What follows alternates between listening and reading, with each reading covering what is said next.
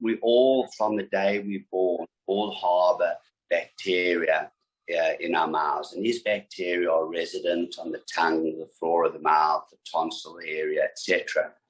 And in a percentage of patients that carry these particular group of bacteria that causes periodontal disease, when they accumulate around the teeth and they are not removed, patients unable to remove it, patients' home care is not appropriate. And when they build up around the teeth beyond and go below the gum level and build beyond the threshold, for that individual patient, the body responds with an overexuberant inflammatory and immune response. And that inflammatory response starts to destroy the attachment. That's both the soft tissue attachment and the bone attachment. And that's when we start to see these pockets develop. When the bone is lost, there's certain patterns of bone loss, both horizontal and vertical or angular bone loss. And in areas of angular bone loss, or in some of the teeth which are multi-rooted, when they start to lose bone in between the roots, called the interradicular area, they create a certain morphology of defect. And a lot of the time, these defects are conducive to a reconstructive approach. And nowadays, we use a number of biologics to aid us in reconstructing those areas. For example, there's a product called Emdogain, which really mimics the normal development of teeth and the periodontal structures. So we use that in attempting to regenerate that lost bone. And that's really where the bone grafts, those modalities fit into the management of periodontal disease.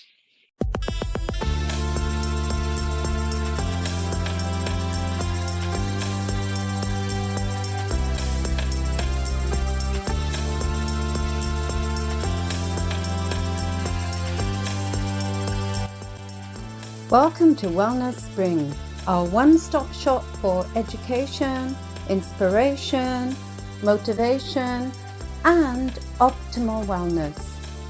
Learn from top experts and exceptional people.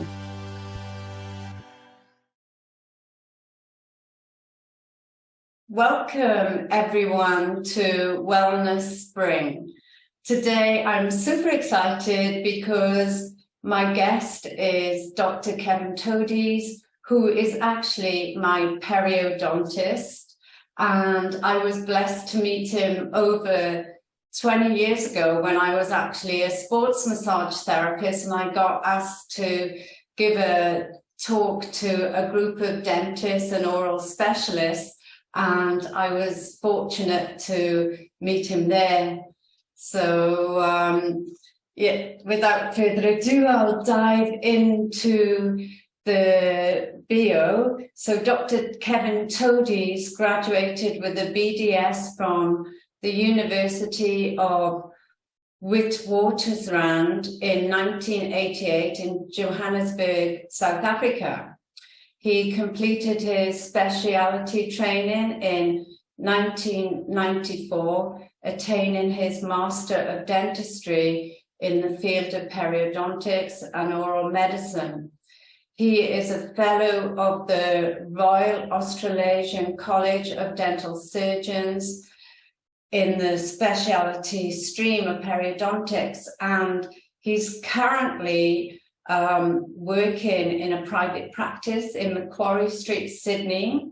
Very prestigious area, and his office is amazing and his staff is amazing, and he is super busy. It's like 7:30 in the morning now, and he's having this chat with me before he starts his case, and it's actually a day off. But with all the lockdowns and COVID and various other problems, he's had to do a lot of catch-up work. So he's working super busy, and I know from past experience, when I seen him as a client 20 years ago, he was just as busy then. So his his speciality is periodontal disease and implant dentistry, and he has a special interest, I believe, in aesthetic and functional soft tissue management of gingival recession around dental implants. So before we delve into that, could you please tell our listeners about your background, like where you grew up, your family, is anybody else a dentist, your siblings, just so they can get a feel of you, because anybody can read up about periodontal and what it is, but we'd like to get to the nitty-gritty and find out who you are. Very well, thank you very much for inviting me and for raising this this morning. Yes, I'm originally from South Africa, been in Australia for the last 25 odd years. I grew up on a farm. My family were all farmers. My grandparents were from Eastern Europe and from the UK, so that's my mix. Grew up on the farm, went to boarding school, did my primary and secondary education in Johannesburg, followed by my dental degree.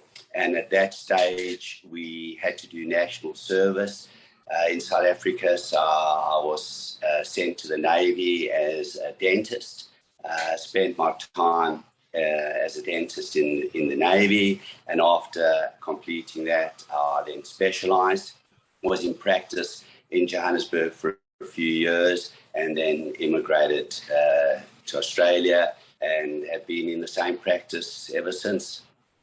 Wow, I didn't know that about you. Growing up on a farm, what was that like? Oh, it was terrific. Freedom. I mean, be able to ride horses from age 5, do all the things, hunting and fishing and being in the outdoors was terrific. And that was really my first love, is that I wanted a farm.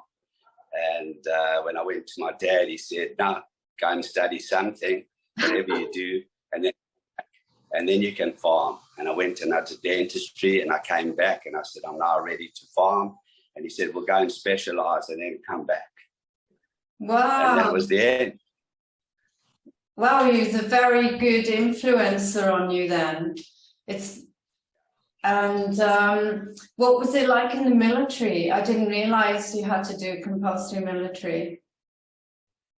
For us, it was really very straightforward, and we worked in our professions, and going into the military at about 23, 24 years of age was a different experience to people having just going in after school. So we were treated differently. We all did officers course, so a very simplified, very abridged version. So it was relatively straightforward, and yeah, we had a good time. Oh, fantastic. And what about your children? You know, what advice have you given them?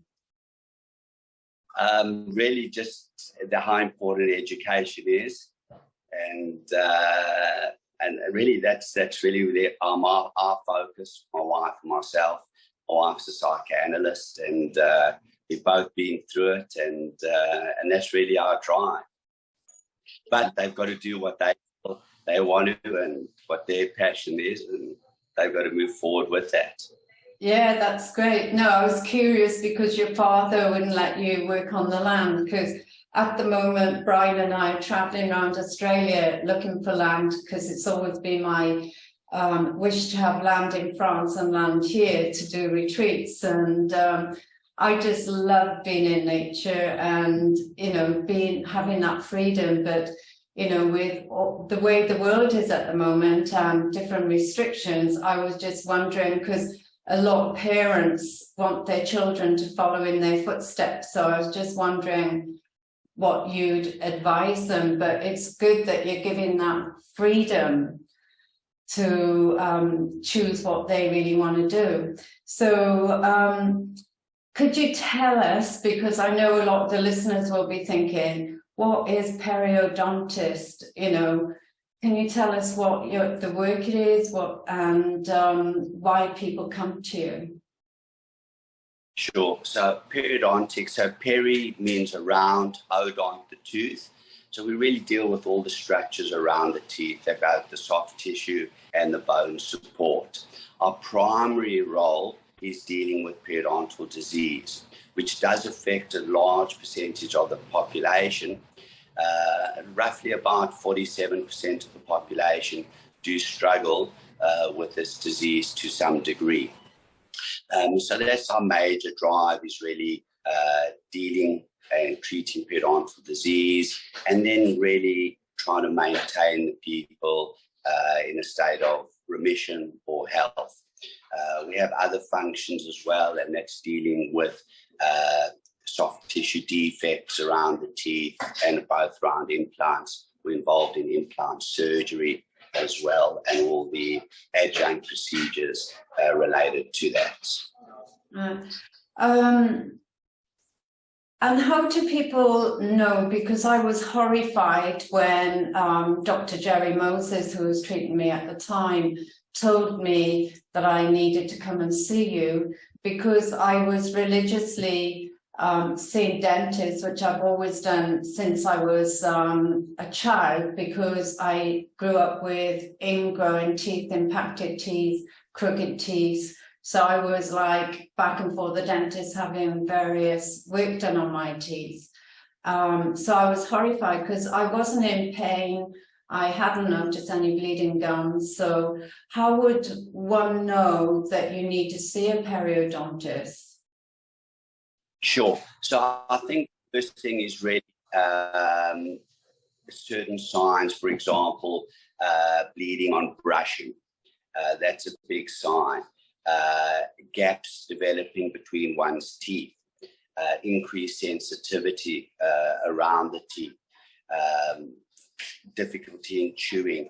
Those would be the initial signs. I think it's also prudent to speak to one's family, to one's parents, and find out whether there's been any familial history of periodontal disease, etc. But the biggest thing is really noticing bleeding on brushing, a bad taste developing, bad breath, gaps between the teeth, etc. Right. Movement of would be the initial signs. And do you have to be referred by a dentist, or can someone just ring you up and book in? No, generally one can just ring up and book in. We do like to be able to then communicate with the patient's restorative dentist, because there's certain things that we would like them to do. And in essence, it's really co-management in keeping someone dentally healthy. So cooperation between the dentist and periodontist and the hygienist or the oral health therapist is really important, and working as a team to keep the patient really dentally healthy and in turn systemically healthy, because it does contribute to one's general health. Great. And I know you see children as well.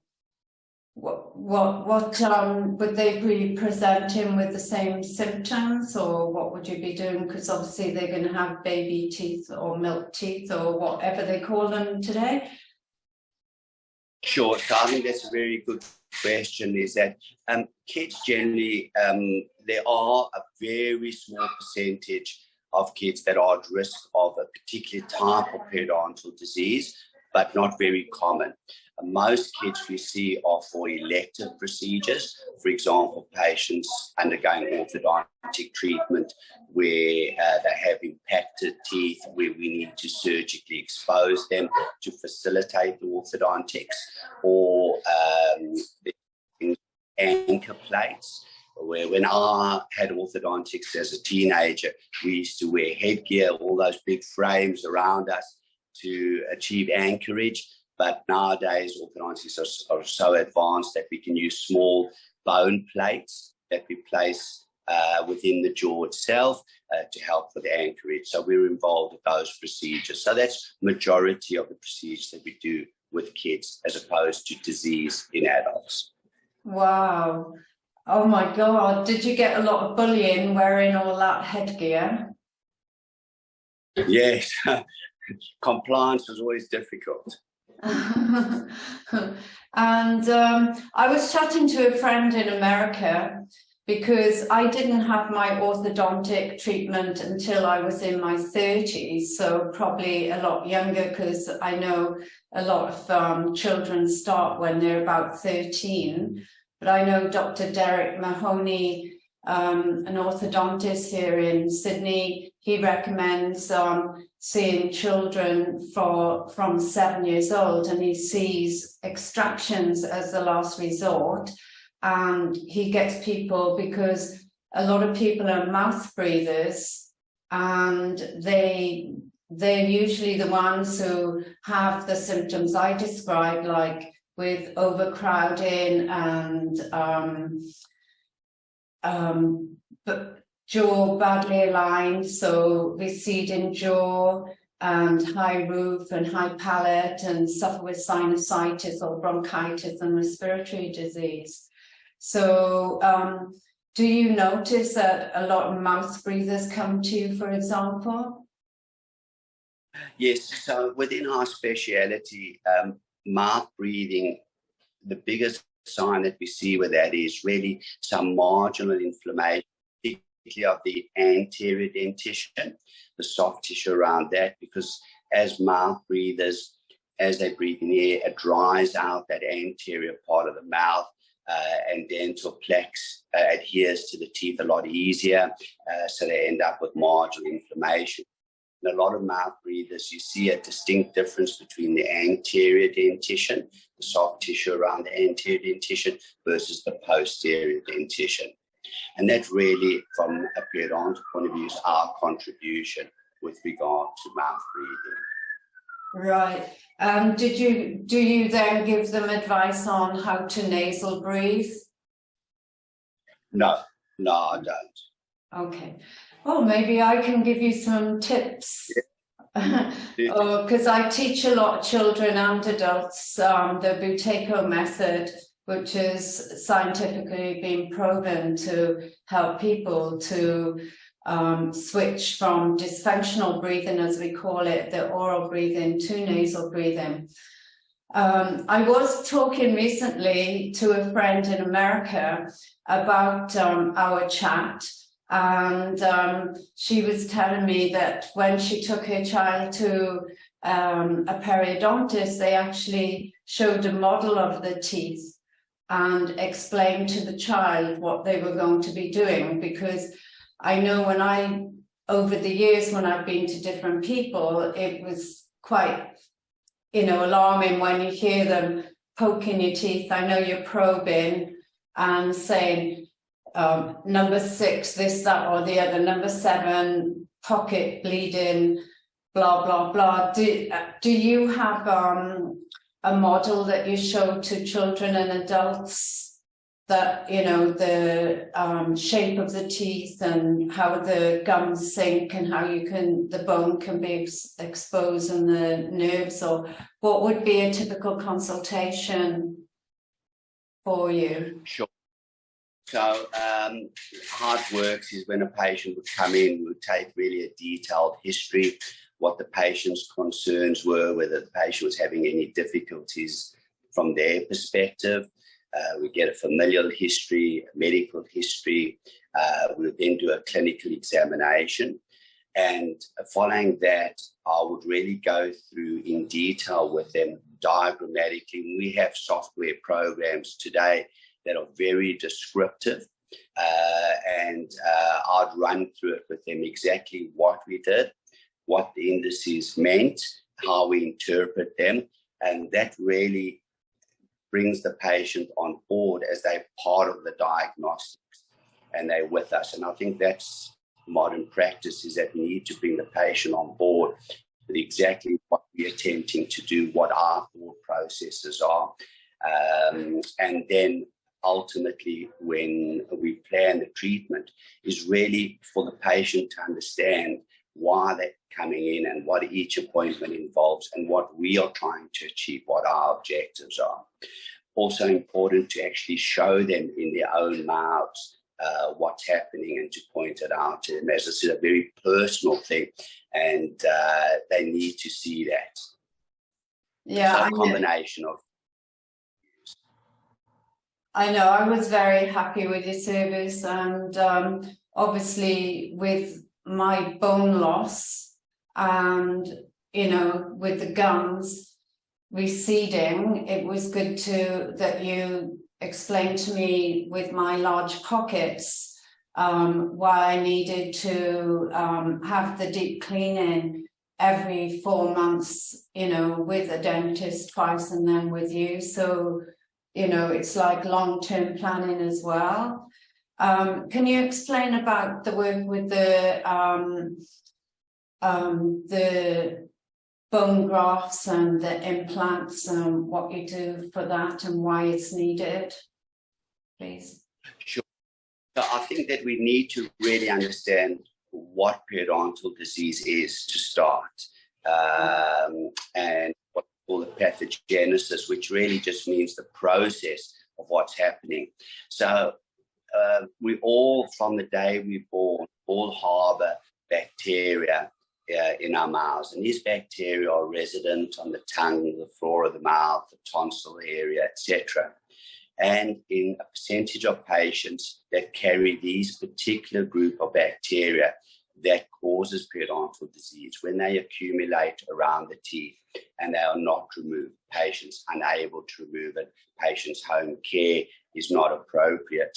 And when they build up around the teeth beyond and go below the gum level and build beyond the threshold, for that individual patient, the body responds with an overexuberant inflammatory and immune response. And that inflammatory response starts to destroy the attachment. That's both the soft tissue attachment and the bone attachment. And that's when we start to see these pockets develop. When the bone is lost, there's certain patterns of bone loss, both horizontal and vertical or angular bone loss. And in areas of angular bone loss, or in some of the teeth which are multi-rooted, when they start to lose bone in between the roots, called the interradicular area, they create a certain morphology of defect. And a lot of the time, these defects are conducive to a reconstructive approach. And nowadays, we use a number of biologics to aid us in reconstructing those areas. For example, there's a product called Emdogain, which really mimics the normal development of teeth and the periodontal structures. So we use that in attempting to regenerate that lost bone. And that's really where the bone grafts, those modalities fit into the management of periodontal disease. Wow. I know you're always studying and doing research and you lecture everywhere, so it's great that you are able to pass on your wisdom to the younger dentists and the older ones as well. So very grateful for that. What type of things do you lecture about in general? Well, I have a passion in soft tissue management, so I like to lecture on that and pass that information on. So that's predominantly what I enjoy lecturing about or teaching. And a microsurgery, which really where modern periodontics is at the moment. Fantastic. And besides having gum disease, as you know, I work a lot with women. Can hormones, for example, affect your gums, or any other things affect your gums? Most definitely. So with women, with estrogen and progesterone changing at different times, and for example, during pregnancy, etc., we definitely do see that certain people have certain heightened reactions at those times, because we find that on the soft tissues, the gingival tissues, there's certain receptor sites, and where estrogen and progesterone has effect, and that can modify or exacerbate an underlying condition. And that really is where nowadays we know systemic disease and periodontal disease are interlinked. For example, diabetes and periodontal disease. There's a double-edged sword whereby we know that the periodontal condition is not well managed. People do struggle a little bit more getting their diabetic situation under control, and in patients where the diabetic control is poor, we do see more of a struggle to control periodontal disease.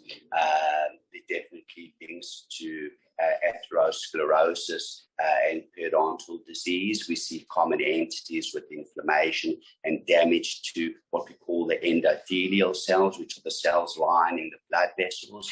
And there's been some documentation with preterm low birth weight and uncontrolled periodontal disease, rheumatoid arthritis and periodontal disease, certain respiratory conditions and periodontal disease. So there's definitely a link, and the issue with periodontal disease is that it does increase the inflammatory burden to the patient.